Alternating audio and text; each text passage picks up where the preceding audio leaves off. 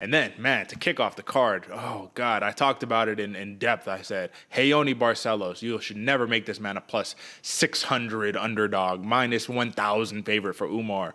You're going to knock out Barcelos, a man who's never been knocked out? Yeah, he sure did, man. He put it on him. And let's talk about a combination of combinations right there, man. You throw a flying knee, mid-air for the flying knee, you decide, let me wing a left hook, catch him on the chin, and put a right hand to put him down.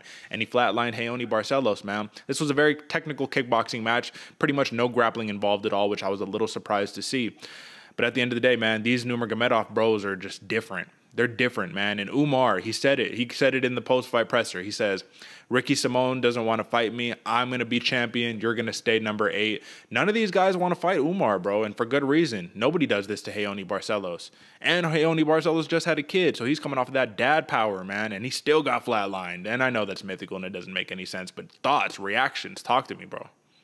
I think it does make sense, man. Now you're fighting for something a little more meaningful to you in your life and those you care for, and you go out there and you get flatlined, like you said, by a very impressive mid-air flying knee transition that nobody saw coming as you get put out to sleep.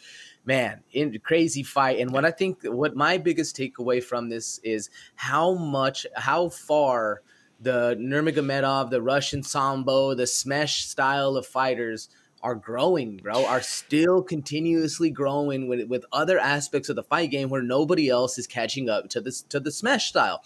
It's even American wrestling has a hard time keeping up with it. Jiu-Jitsu has a hard time keeping up with it too. I mean, in this fight, we didn't get to see the Jiu-Jitsu against the wrestling at all. But the big thing is how good of a striker Umar Nurmagomedov is, because Raoni Barcelos can strike with some of the best of them. But you come in and you do that to one of the greats that has ever done it.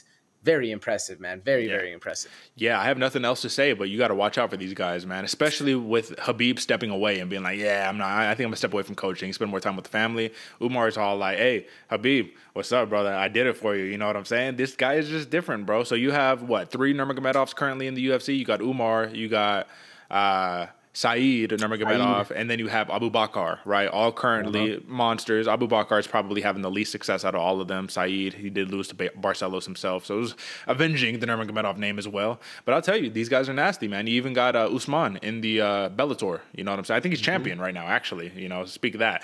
Either way, man, I think Umar Nurmagomedov needs, at this point, and maybe I'm speaking out of turn, top 5 opposition right here, bro. Like, just throw him to the Wolves. Throw him straight to the Wolves, and let's see what happens. Clearly, this dude's a stud, and even if he loses, any bounce-back campaign is going to be phenomenal. My question here, though, is, does the mythical, legendary Nurmagomedov Sambo Smesh-style fighter turn, just cheater unfair mode when it's you can wrestling stat 99, you know what I mean? Grappling 99, striking now 99. You can't strike with them, you can't grapple with them. How do you fight these guys?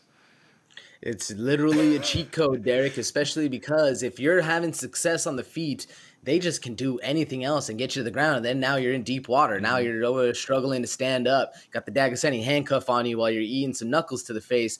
These dudes are a problem, man. These dudes are a problem. And I think the only way you're going to have success stopping that kind of style of fighter is knees up the middle and putting them to sleep. There's going to be, if you leave them at all able to grab you, able to get a hand on you of any sort, you're going to be struggling, man. So you got to put them out and got to do it fast, or else it's hard to stay perfect against a fighter like that amount of time, Absolutely. And you better land with that knee, because you don't land with that knee, they're taking you down. So I'll just say, man, Nurmagomedov is doing some pretty crazy things in the most stacked division the UFC has to offer. This dude, he's got some title aspirations for sure right there.